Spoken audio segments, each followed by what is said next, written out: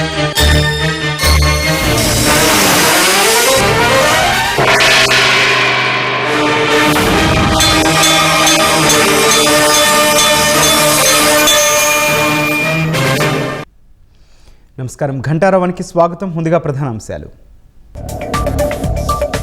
వాణిజ్య సిలిండర్ల సరఫరాను 70% పెంచిన కేంద్రం. హోటళ్లు, రెస్టారెంట్లకు ఉపశమనం కలిగించేలా నిర్ణయం.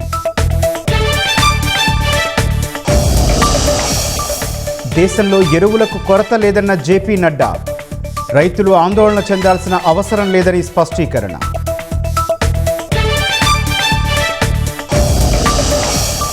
ఇరాన్పై కొనసాగుతున్న అమెరికా, ఇజ్రాయెల్ దాడులు.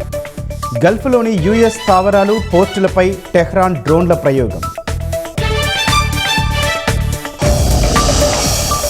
బస్సు ప్రమాద మృతదేహాల కోసం బంధువుల పడిగాపులు. డిఎన్ఏ రిపోర్టులు వచ్చాక అప్పగించనున్న పోలీసులు.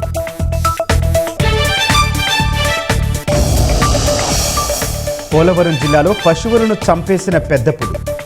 స్థానిక ప్రజలను అప్రమత్తం చేసిన అధికారులు.